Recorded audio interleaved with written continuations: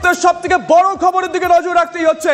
পেহেলগাঁও হত্যাকাণ্ডের 15 দিনের মাথায় প্রতিশোধ শুরু। ভারতের বড় খবর, মাঝরাতে হামলা শুরু। অমৃতাংশু দা, মাঝরাতে হামলা শুরু। দেখো, এই পর্যন্ত আমরা জানতাম যে ভারত যে কোনো সময় প্রত্যাঘাত শুরু করবে, প্রতিশোধ নেওয়ার দরকার ছিল। ভারতের 27 জন পরিবারের 27 জন স্ত্রীর তাদের যেরকম ভাবে সিঁদুর মুছে দেওয়া হয়েছিল, ভারত তার বদলে অপারেশন সিঁদুর শুরু করেছে। আজকে একটা অসাধারণ স্ট্র্যাটেজি ছিল ভারতের।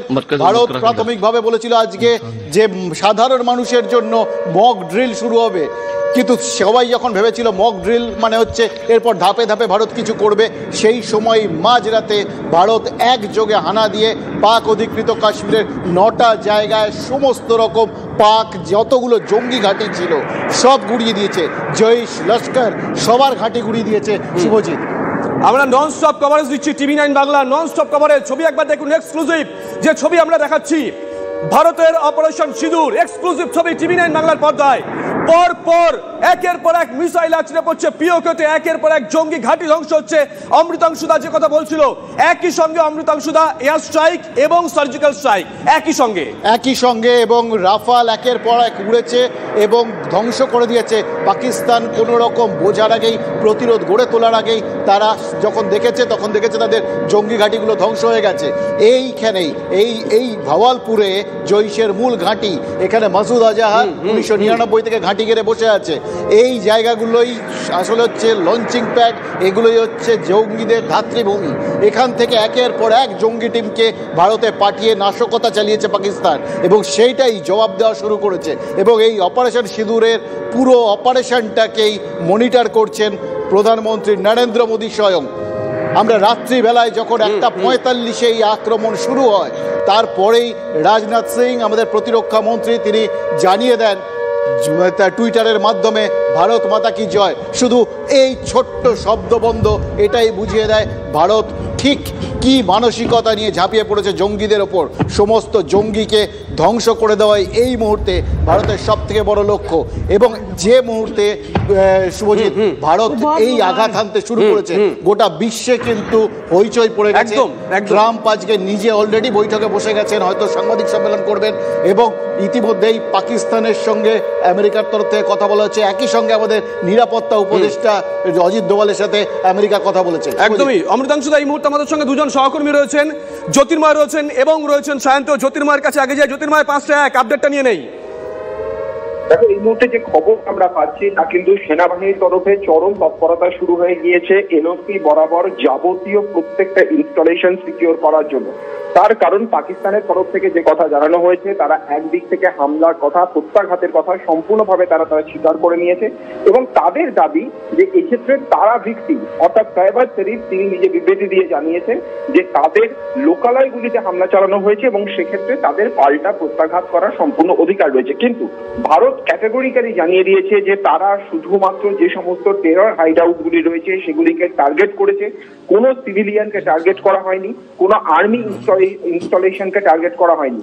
যে খবর আমরা পাচ্ছি যে গতকাল রাত্রি 8টার পর থেকে প্রধানমন্ত্রী নরেন্দ্র মোদী তিনি লাগাতার কেন্দ্রীয় স্বরাষ্ট্রমন্ত্রী অমিত শাহ, ডিফেন্স মিনিস্টার রাজনাথ সিং এবং জাতীয় নিরাপত্তা উপদেষ্টা অজিত দোভালের সঙ্গে লাগাতার বৈঠক করেছে এবং তার পাশাপাশি 3 বাহিনীর প্রধানের সঙ্গে লাগাতার বৈঠক হয়েছে। এবং এই মুহূর্তে যে খবর আমাদের কাছে আসছে যে শ্রীনগর এয়ারবেস সম্পূর্ণভাবে সুরক্ষিত রয়েছে, আপাতভাবে সেই খবর আমাদের কাছে এসে পৌঁছেছে। তবে এয়ার স্পেস বন্ধ করা হয়েছে সমস্ত সিভিলিয়ান ফ্লাইটের জন্য। এবং যে খবর আসছে যে শুধুমাত্র কাশ্মীর নয়, তার পাশাপাশি রাজস্থান, গুজরাট, অর্থাৎ যে জায়গাতে পাকিস্তানের সঙ্গে আমাদের সীমানা রয়েছে ঠিক সেই জায়গাতে সঙ্গে দেখো। জ্যোতির্ময়, আসবো তোমার কাছে। অমৃতাংশুদা, জ্যোতির্ময়, সায়ন্ত দুই সহকর্মী রয়েছে। জ্যোতির্ময় আপডেট দিচ্ছিল কাশ্মীর ঘুরে। তার আগে আমি এই মুহূর্তে তোমার শুভজিৎ একটা ব্রেকিং দিই। এই মুহূর্তে আমরা যে খবরটা পাচ্ছি, পাকিস্তান তারা ঢোকার চেষ্টা করেছিল, এখন তারা একটুখানি গুছিয়ে তারা চেষ্টা করেছিল ভারতীয় সীমানা পেরোতে, কিন্তু পাকিস্তানের F-16কে ভারতের মিসাইল আঘাত করে পাম্পোরের কাছে, কাশ্মীরের ভেতর পাম্পোরের কাছে ভেঙে পড়েছে পাকিস্তানের F-16। অর্থাৎ তারা হামলার সামলানোর চেষ্টা করার শুরুতেই পাকিস্তান কিন্তু ধাক্কা খেল ভারতের কাছে। ভারতের সমস্ত এয়ার ডিফেন্স সিস্টেম অ্যাক্টিভেট করা হয়েছে। X-400 যে ভারতের যে সিস্টেম, অ্যাডভান্স সিস্টেম, সেটা অ্যাক্টিভেট করে দেওয়া হয়েছে এবং ভারতের সমস্ত সমস্ত বিমান ঘাঁটিতে এখন অ্যালার্ট জারি করা হয়েছে। রাজস্থান সীমান্ত থেকে ইতিমধ্যেই ভারতীয় বিমান উঠতে শুরু করেছে। ফলে যত পাকিস্তান তারা এখন কোনো মানে এমনিতে পাকিস্তান লন্ডভন্ড অবস্থা, হাসপাতালের সামনে ভিড় এবং ওখানে তারা এখন ত্রাহি রব, কিন্তু তার মধ্যেও তারা যেটুকুনি তারা এখন বলছে অপারেশন সুহাগরাত করবে তারা, সেইটা বলে পাকিস্তান যে চেষ্টা করছে সেটাকে ভারত কিন্তু শুরুতেই ধাক্কা দিল। শুভজিৎ, একদমই তাই। সায়ন্তর কাছে যাই। সায়ন্ত, অমৃতাংশুদা যে কথা বলছিল, দেখো আমাদের সেনারা অ্যাটাক করেছে পিওকেতে জঙ্গি লঞ্চ প্যাডগুলোতে, পাকিস্তানের সেটা গায়ে লেগেছে, পাকিস্তান সরাসরি অ্যাটাক করতে প্রস্তুত।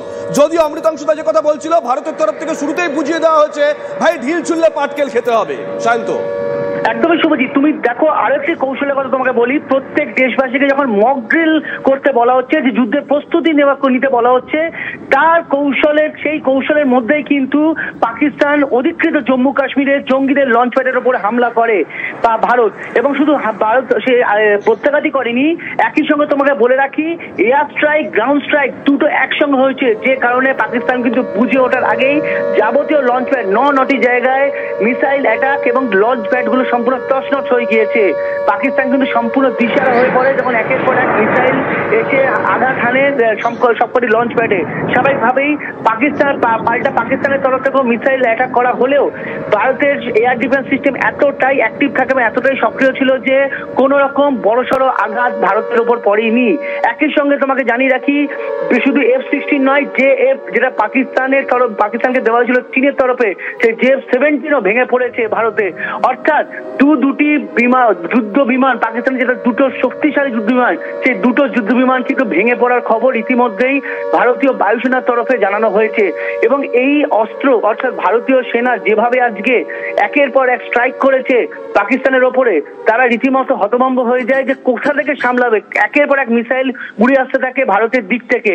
আর সেই ঘটনার পর কিন্তু এলওসি এলাকায় অর্থাৎ নিয়ন্ত্রণ রেখা এলাকায় পরপর গোলাগুলি শুরু হয়ে যায় এবং সেই গোলাগুলি ভয়ঙ্কর আকার নেয় বলে ইতিমধ্যে সেনা সূত্রে খবর। যদিও সেনার তরফে এও জানানো হয়েছে যে পাকিস্তানের প্রত্যাঘাতে বেশ কয়েকজন সিভিলিয়ান অর্থাৎ সাধারণ মানুষের মৃত্যুর খবর আসছে। সেক্ষেত্রে কিন্তু সেটা কোথায় হয়েছে সেটা কোনো নির্দিষ্ট করে জানায়নি। তবে ভারতের দিক থেকে যে প্রত্যাঘাত হয়েছে তাতে পাকিস্তানের একাধিক লঞ্চ প্যাড, একাধিক এলাকা, জঙ্গি ঘাঁটি সব তছনছ হয়ে গিয়েছে, যেটা ভারতের অন্যতম সাফল্য বলে ইতিমধ্যে সেনাবাহিনীর তরফে জানানো হয়েছে। এবং আমি তোমাকে জানাবো যে আধ ঘন্টা অন্তর ভারত এয়ার স্ট্রাইক শুরু করে 1:45-এর পর এবং পর আঘাত হানে। একদিক থেকে সুখোই, অন্য দিক থেকে রাফাল, দুটো দিক থেকে তারা যখন তছনছ করে দেয়, পাকিস্তানের তরফে কোনো প্রতিরোধের জায়গা ছিল না। এবং সব থেকে বড় কথা, তারা এখনো বুঝে উঠতে পারছে না ঠিক কতগুলো জায়গায় কতগুলো জঙ্গি ঘাঁটি ভারত গুড়িয়ে দিয়েছে। শাহবাজ শরীফ পাকিস্তানের প্রধানমন্ত্রী, তিনি যে টুইট করেছেন তাতে তিনি জানিয়েছেন, এক্স হ্যান্ডেলে তিনি জানিয়েছেন 5 জায়গায় ভারত হামলা করেছে।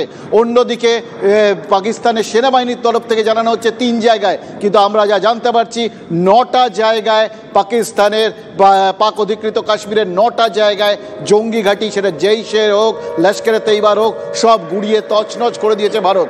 এবং সব থেকে বড় কথা, ইতিমধ্যেই দুখানা পাকিস্তানের যে দুটো সব থেকে বড় অস্ত্র অর্থাৎ F-16 বিমান এবং JF-17, একটা আমেরিকার কাছ থেকে তারা পেয়েছিল, আর JF-17 তারা বলতো 5ম প্রজন্মের বিমান, অত্যাধুনিক বিমান তারা চীন থেকে পেয়েছে। এই দুটো বিমানই কিন্তু এমনিতে তাদের ভারতের বিরুদ্ধে ব্যবহার করার ক্ষেত্রে একটা নিষেধাজ্ঞা ছিল, তাও তারা সেগুলোকে উড়িয়েছিল। কিন্তু দুটো যুদ্ধ বিমানই ভারতীয় সেনার প্রত্যাঘাতে ভেঙে পড়েছে।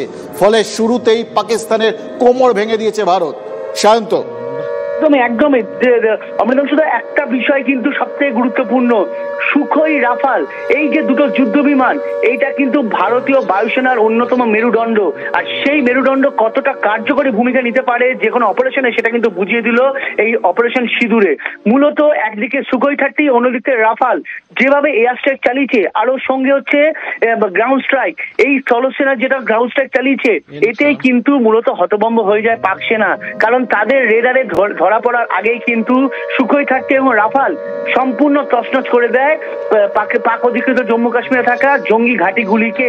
একটা কথা কিন্তু প্রেস বিবৃতিতে ভারতীয় সেনা এবং প্রতিরক্ষা মন্ত্রক জানিয়েছে, তারা কোনো সিভিলিয়ানদের উপর অ্যাটাক করেনি, তারা কোনো মিলিটারি অর্থাৎ পাকিস্তানের সেনাদের কোনো বেসে বা ইনস্টলেশনে কোনো আক্রমণ করেনি, তারা করেছে জঙ্গি ঘাঁটিতে। আমি তোমাকে এখানে আরেকবার সায়ন্ত থামাচ্ছি, আমি একবার জানিয়ে দিই আমাদের দর্শকদের ভারত ঠিক কোথায় কোথায়। আমরা বললাম 9টা জায়গায় ভারত আঘাত এনেছে। প্রথম এবং দ্বিতীয় আঘাতটা মুজাফফরাবাদে ভারত আঘাত আনে, তৃতীয় স্ট্রাইক হয় ভাওয়ালপুর।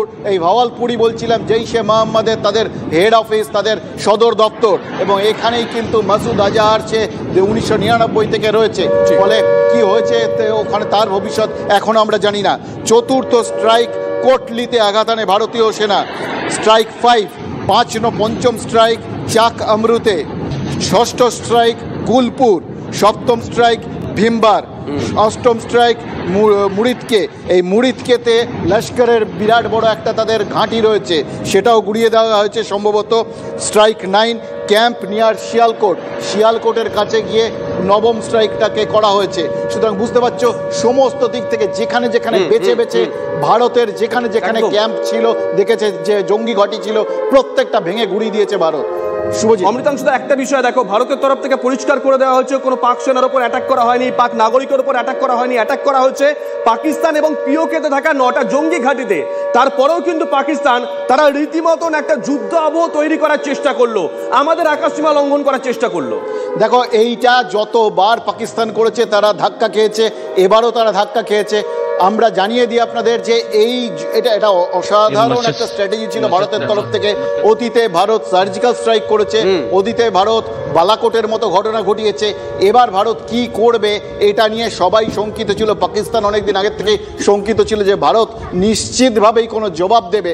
তারা ভেবেছিল ভারত কখন জবাব দেয়, কিন্তু তারা ভেবেছিল যেহেতু এই দুটো ইতিমধ্যেই হয়ে গেছে, ভারত অন্য কোনো পথে হয়তো আর ওইভাবে হঠাৎ অতর্কিত হানার পথে যাবে না। একদম ঘোষণা করে ভারত যেরকম 4-5 থেকে 8 ঘাট বেঁধে সমস্ত দিক থেকে জনমত তৈরি করে দেশের ভেতর এবং বিশ্বে, এবং যেভাবে রাষ্ট্রপুঞ্জের সাথে কথা বলে, আমেরিকার সাথে কথা বলে ভারত যেভাবে এগোচ্ছিল এবং পাকিস্তানকে একটা জঙ্গি রাষ্ট্র এইটা বলে প্রতিপন্ন করছিল, সবাই ভাবছিল, পাকিস্তানেরও ধারণা ছিল হয়তো পুরোদস্তুর যুদ্ধের দিকে যাবে গোটা ব্যাপারটা।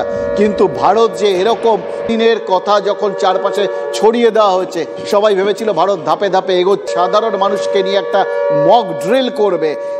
সেই দিনের কথা যখন চারপাশে ছড়িয়ে দেওয়া হয়েছে, সবাই ভেবেছিল ভারত ধাপে ধাপে এগোচ্ছে। এবার এই মক ড্রিল যখন করা হয়, সেটা হচ্ছে কোথাও যদি আঘাত হানা হয় বা যুদ্ধ শুরু হয়, তার কথা মাথায় রেখে আগে সেটাকে করা হয়, অর্থাৎ প্রস্তুতির একটা পার্ট।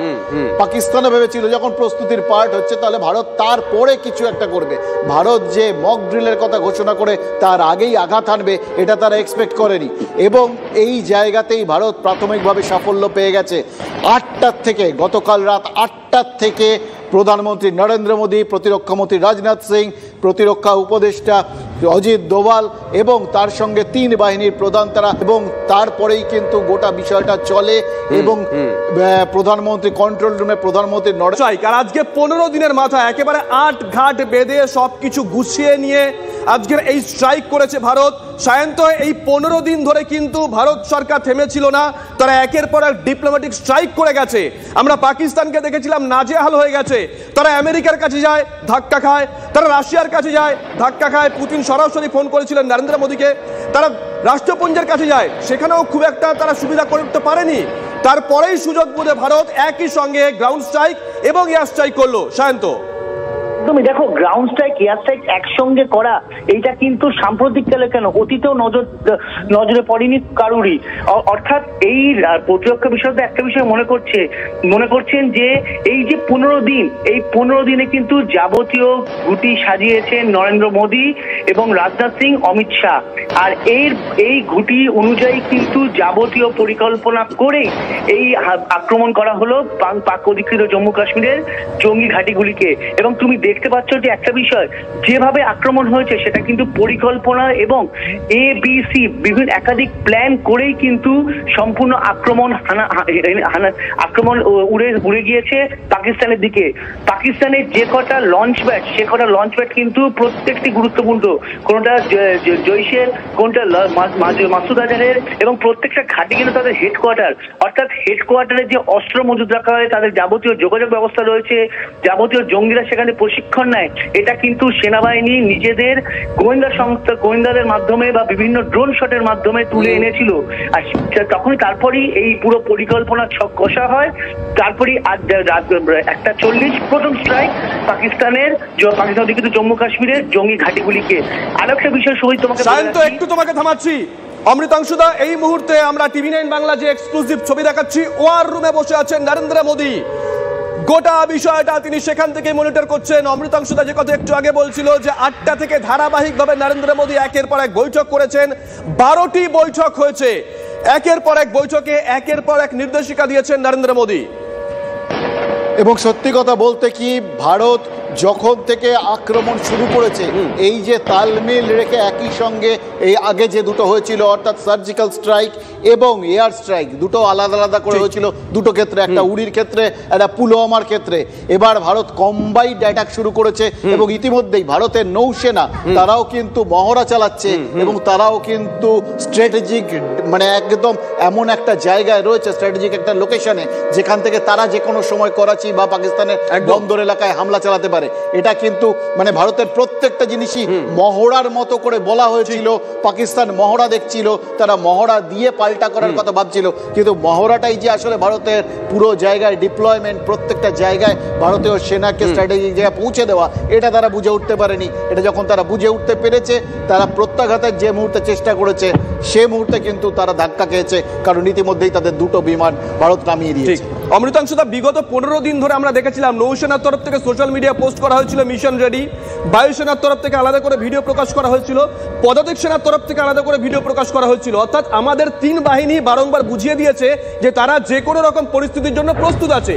শুধু তাই নয়, নরেন্দ্র মোদী, দেশের প্রধানমন্ত্রী, প্রতিরক্ষা মন্ত্রী রাজনাথ সিং বারংবার যে বিবৃতি দিয়েছেন সেখানে বলা হয়েছে সেনাকে আমরা ফ্রি হ্যান্ড দিয়ে দিয়েছি, সেনা যাবতীয় সিদ্ধান্ত নিক। গ্রিন সিগন্যাল পেয়ে কিন্তু 3 বাহিনী একসঙ্গে ঝাঁপিয়ে পড়েছে। পাশাপাশি আরো একটা বিষয় অমৃতাংশুদা, দেশের প্রতিরক্ষা খাতে কত বরাদ্দ হওয়া উচিত তা নিয়ে বিভিন্ন সময় বিভিন্ন চর্চা হয়েছে। সেটাও যে একটা বড় বরাদ্দ হওয়া উচিত এবং সেটা যে ভবিষ্যতের কথা মাথায় রেখেই হচ্ছিল, তাও কিন্তু আজকে বোঝা গেল আমাদের 3 বাহিনীর প্রস্তুতি এবং 2 বাহিনীর অ্যাটাক দেখে। এবং সত্যি কথা বলতে কি, ভারত সাম্প্রতিককালে তাদের যে সেনাবাহিনীকে আপগ্রেডেশন করেছে এবং ভারত যে যে জিনিসগুলোকে সেনাবাহিনীতে নতুন নতুন করে জুড়েছে, অর্থাৎ রাফাল, অর্থাৎ সুখোই এবং S-400 এয়ার ডিফেন্স সিস্টেম, যেটা এয়ার ডিফেন্স সিস্টেমটা আপনাদের একটু জানিয়ে দিই, এটা এমনভাবে মিসাইল একটা সিস্টেম যেখানে যে মুহূর্তে তারা দেখা যাবে যে ভারতের দিকে কোনো বিপক্ষের মিসাইল বা বিপক্ষের কোনো উড়োজাহাজ এগিয়ে আসছে, সেই মুহূর্তে কিন্তু সেটা ভারতের সীমায় ঢোকার আগেই এই এয়ার ডিফেন্স সিস্টেম তার অ্যাক্টিভেটেড হয়ে যাবে। অটোমেটিক্যালি ঝাঁকে ঝাঁকে মিসাইল ছুটে যাবে এবং তাকে মাঝ আকাশেই ধ্বংস করে দেবে। এই এয়ার ডিফেন্স সিস্টেমেই কিন্তু ধ্বংস হয়ে গেছে পাকিস্তানের 2টি যুদ্ধ বিমান, এবং যার ফলে এখন পাক পাঞ্জাব এবং লাহোর সহ সমস্ত জায়গায় এখন পাকিস্তানের জরুরি অবস্থা জারি করা হয়ে গেছে। ভারতের তরফে শুধুমাত্র কিছু বিমানবন্দর, অর্থাৎ জম্মু, শ্রীনগর, লে, ধর্মশালা, এরকম কিছু বিমানবন্দর শুধু আপাতত উড়ান স্থগিত রাখা হয়েছে। ভারত এই মুহূর্তে গোটা বিশ্বকে জানিয়ে দিয়েছে, ভারতের তরফ থেকে অফিসিয়ালি গোটা বিশ্বকে জানিয়ে দেওয়া হয়েছে পহেলগামের প্রতিশোধ ভারত দিতে শুরু করেছে এবং ভারতের এই আক্রমণ জঙ্গিদের ওপর আক্রমণ, ভারত জঙ্গিদের জবাব দিচ্ছে। এবার পাকিস্তানের তরফ থেকে যা হবে বা যা করবে সেটা কিন্তু পাকিস্তান ভারতীয় ভূখণ্ডে ঢুকে ভারতকে আক্রমণ করার চেষ্টা করলে তারা কিভাবে যোগ্য জবাব পাবে সেটাও ভারত বুঝিয়ে দিচ্ছে। সায়ন্তর কাছে আবারও জয়। সায়ন্ত, জেডি ভান্স ট্রাম্পের ডেপুটি, তিনি তখন ভারতে ছিলেন যেদিনকে এই হামলা করার চেষ্টা করলে তারা কিভাবে যোগ্য জবাব পাবে সেটাও ভারত বুঝিয়ে দিচ্ছে। সায়ন্তর কাছে আবারও জয়। সায়ন্ত, জেডি ভান্স ট্রাম্পের ডেপুটি, তিনি তখন ভারতে ছিলেন যেদিনকে এই হামলা ঘটেছিল, তিনি প্রত্যক্ষ করেছেন ভারতের মাটিতে থেকে। তারপরে আমেরিকার তরফ থেকে কড়া বার্তা, রাশিয়ার কাছে ফোন করা হলো পাকিস্তানের তরফ থেকে, রাশিয়া কোনো রকম কর্ণপাত করলো না। ঠিক তারপরেই পুতিন ফোন করলেন নরেন্দ্র মোদীকে, রাষ্ট্রপুঞ্জে গেল পাকিস্তান, সেখানেও খুব একটা সুবিধা করতে পারলো না। আজকে বহির্বিশ্বকে জানিয়ে দেওয়া হচ্ছে ভারতের তরফ থেকে যে আমরা জঙ্গি দমনে এই আক্রমণটা করেছি। শান্ত, তুমি দেখো রাশিয়া আমেরিকা প্রত্যেক কিন্তু সন্ত্রাসের শিকার, এমনকি ফ্রান্স তারাও কিন্তু সন্ত্রাসের শিকার। পাকিস্তান যেখানে যেখানে আর্জি করতে গিয়েছে সেখানে সেখানে ধাক্কা খেয়েছে, কারণ আমেরিকা বা রাশিয়া জানে যে পাকিস্তান মূলত এইসব জঙ্গি বা জঙ্গি সংগঠনগুলোর আতুর ঘর। আর সেই কারণে ভারত যে ব্যবস্থা নিচ্ছে প্রত্যেকটি ব্যবস্থাকে রীতিমতো সমর্থন জানাচ্ছে এবং কার্যত বুঝিয়ে দিল যে ভারত যা করবে আমেরিকা রাশিয়া তাদের পাশে রয়েছে। শুভই তোমাকে আরেকটা গুরুত্বপূর্ণ তথ্য দিই, আজকে যখন 1:40 ফার্স্ট স্ট্রাইক হয় এবং তারপর 2:10 হয় এবং তার আগে 2:20 হয় এবং 2:30, এই 4টে স্ট্রাইক হয়েছে 1:40 থেকে 2:30 মাঝখানে। এই যে 4টে স্ট্রাইক পরপর হয়েছে, এই 4টে স্ট্রাইক হওয়ার সঙ্গে সঙ্গে কিন্তু ভারতের প্রধান নিরাপত্তা উপদেষ্টা অজিত ডোভাল কিন্তু আমেরিকার যে নিরাপত্তা উপদেষ্টা তাকে কিন্তু ফোন করে গোটা বিষয়টি সঙ্গে সঙ্গে জানান যে জঙ্গি নিকেশ করা হয়েছে এবং লঞ্চ প্যাড, যেগুলো জঙ্গিদের আতুর ঘর লঞ্চ প্যাড গুলোকে সেখানে আঘাত করা হয়েছে। এইটা কিন্তু তিনি সঙ্গে সঙ্গে ফোন করে জানেন, অর্থাৎ কতটা গুরুত্বপূর্ণ এই ফোন আর এবং তার আগের যে স্ট্রাইকটা সেটাও যে কতটা গুরুত্বপূর্ণ তা কিন্তু স্বাভাবিকভাবেই এই ধরনের ক্ষেত্রে একদম আলো সকালের দিনের আলোর মতো পরিষ্কার। শুভজিৎ, তোমাকে একটা বিষয় তথ্য দিই, S-400 মূলত বর্তমানে ওয়েস্টার্ন ফ্রন্ট এবং ইস্টার্ন ফ্রন্ট দুটো জায়গায় রয়েছে। S-400 কতটা কার্যকরী ভূমিকা পালন করেছে সেটা কিন্তু আজকের এই পাকিস্তান পাল্টা যখন প্রত্যাঘাত করার চেষ্টা করে সেটা কিন্তু বুঝিয়ে দিয়েছে। S-400 এবং অন্যান্য এয়ার ডিফেন্স থাকায় ভারতের উপর কিন্তু আঘাত হানতে পারেনি পাকিস্তান। যেটুকু আঘাত এনেছে সেটা অত্যন্ত কম এবং সেটা সীমান্তবর্তী অংশে কিছুটা। পাকিস্তান যে প্রত্যাঘাত করেছে সেটা ভারতের প্রত্যাঘাতের কাছে কিছুই নয়। ভারত আজকে এয়ার ডিফেন্স সিস্টেমকে প্রথম থেকে অ্যাক্টিভ রেখেছে, প্রথম থেকে মিসাইল সিস্টেমকে অ্যাক্টিভ রেখেছে। সবচেয়ে বড় কথা প্রলয়, ভারতের যেটা অত্যন্ত গুরুত্বপূর্ণ এবং শক্তিশালী মিসাইল প্রলয়কে অ্যাক্টিভ রেখেছিল, যে পাকিস্তানের দিক থেকে যদি কোনো রকম বড়সড় আঘাত আসে তাহলে কিন্তু প্রলয়কে উৎক্ষেপণ করতে ভারত 2 মিনিটও বাধ্য না। এবং এখানে তোমায় আমি বলি সায়ন্ত, প্রলয় যদি ভারত এমন ভাবে, এটা অতীতে হয়েছিল পাকিস্তান যখন অভিনন্দন বর্তমানের সময়, যেটা আমরা জেনেছি যে যখন অভিনন্দন বর্তমানের সময় পাকিস্তান পাল্টা প্রত্যাঘাত করবে বলে তারা তৈরি হচ্ছিল, তখন ভারত একই সঙ্গে 9টা এরকম মিসাইল রেডি করে রেখে দিয়েছিল, যেটা পাকিস্তানের 9টা অঞ্চলকে পুরো গুঁড়িয়ে দিতে পারত। তার ফলেই পাকিস্তান কিন্তু সেইবার পিছু হটে অভিনন্দন বর্তমানকে ছেড়ে দেয়। এক্ষেত্রেও কিন্তু প্রলয় এমনভাবে ডিপ্লয় করা হয়েছে, প্রলয়ের যা ক্ষমতা পাকিস্তানের যে কোনো জায়গা ভারতের কিন্তু সম্ভব ধুসিয়ে দেওয়া একদম। তার কারণ প্রলয়ের রেঞ্জের মধ্যে পাকিস্তানের প্রতিটা স্ট্র্যাটেজিক জায়গা রয়েছে। ভারত সেটা বুঝেই কিন্তু প্রলয়কে তৈরি করে রেখে দিয়েছে। এবং তোমাকে আরেকটা কথা জানাই, ভারত কিন্তু গোটা ঘটনাটা এখন অবধি যেটা করছে সেটার উপর বলা হচ্ছে যে এটা আসলে ভারতের প্রতিশোধ নয়, এটা আসলে যে সিঁদুর মুছে দেওয়া হচ্ছে তার জবাব। এই জন্যই গোটা অপারেশনের নাম দেওয়া হচ্ছে অপারেশন সিঁদুর। এবং একই সঙ্গে ভারতীয় সেনার তরফ থেকে এক্স হ্যান্ডেলে যে প্রকাশ করা হচ্ছে, বার্তাটা দেওয়া হচ্ছে, তাতেও কিন্তু এই কথাই বলা হচ্ছে জাস্টিস সার্ভড, অর্থাৎ সুবিচার। যেটা ভারতের তরফ থেকে যা যা অন্যায় করা হয়েছিল ভারতের ওপর, ভারত তার জবাব দিচ্ছে। অমৃতাংশু দা এই মুহূর্তে আমাদের সঙ্গে রয়েছেন অবসরপ্রাপ্ত সেনাকর্তা কর্নেল দীপ্তাংশু চৌধুরী। কর্নেল চৌধুরী, অমৃতাংশু দার সঙ্গে আমি শুভজিৎ রয়েছি স্টুডিওয়ে। আপনি তো নিশ্চয়ই খবরটি ইতিমধ্যে পেয়ে গেছেন কর্নেল চৌধুরী? আমি মানে রাত্রির থেকেই আমরা 1:45 থেকে যখন থেকে শুরু হয়েছে এবং 9টা সবাইকে জানাতে চাই 9টা লোকেশনে মারা হয়েছে। এবং আপনাদের TV9 বাংলায় আমি অন্তত 15 বার বলেছি, 2টো লোকেশন মুরিদকে এবং ভাওয়ালপুর এবং শিয়ালকোট, এটা বারবার আপনাদের জানানো হয়েছে। এই জায়গাগুলোতে গুড়ি দেওয়া হয়েছে রাত্রিরে, মিসাইল প্রিসিশন মিসাইল অ্যাটাকে গুড়ি দেওয়া হয়েছে। যে এবং যারা এসেছিল এবং যারা এদের হেল্প করেছিল, পেছন থেকে সাহায্য করেছিল এই জঙ্গিদের, তাদের হেডকোয়ার্টার আজকে ধুলোর সঙ্গে মিশে গেছে। প্রত্যাঘাত ভারত করেছে এবং ভারতের যে একটা দৃঢ় চ্যালেঞ্জ ছিল সেটা আজকে আমরা পুরো বিশ্বকে দেখাতে পেরেছি। ধন্যবাদ কর্নেল চৌধুরী। আমরা কথা বললাম অবসরপ্রাপ্ত সেনাকর্তা কর্নেল দীপ্তাংশু চৌধুরীর সঙ্গে। এই মুহূর্তের বড় খবরের দিকে নজর রাখছি আমরা। একের পর এক জঙ্গি ঘাঁটি, পর পর করে 9টা জঙ্গি ঘাঁটি গুড়িয়ে দিয়েছে ভারতীয় সেনা। একই সঙ্গে গ্রাউন্ড স্ট্রাইক এবং এয়ার স্ট্রাইক।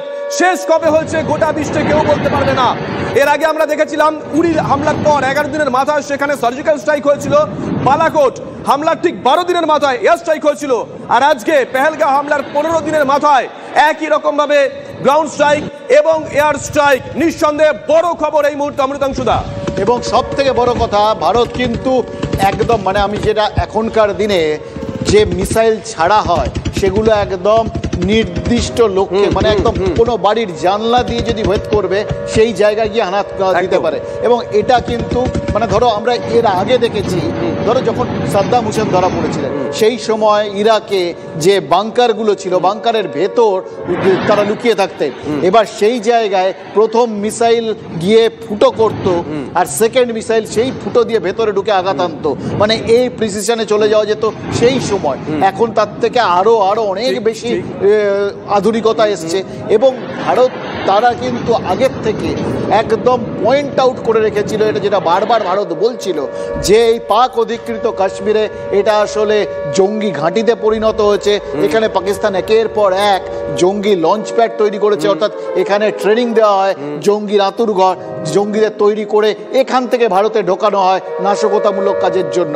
এবং এই জঙ্গিদের শিকার কিন্তু গোটা বিশ্ব। এবং ভারত ঠিক এটাই গোটা বিশ্বকে জানিয়েছে যে এই জঙ্গিদের বিরুদ্ধেই ভারত ব্যবস্থা নিচ্ছে এবং জঙ্গি ঘাঁটি গুড়িয়ে দেওয়া হচ্ছে। এবং সেই জন্যই একদম নির্দিষ্ট মুরিদকা লস্করের ঘাঁটি, সেই এবং যে ভাওয়ালপুর এই জায়গাগুলো জৈশের ঘাঁটি, এই শিয়ালকোট, এই প্রত্যেকটা পাকিস্তানের একদম জঙ্গি ঘাঁটি হিসেবেই পরিচিত। এবং সেই জঙ্গি ঘাঁটিগুলোকেই আঘাত করেছে ভারত। একটাও অন্য কোনো মিলিটারি ডেস্টিনেশনে বা টার্গেটে ভারত আঘাত করেনি এখন অবধি। প্রসেনজিৎ আমাদের সঙ্গে রয়েছেন, আমাদের সহকর্মী প্রসেনজিতের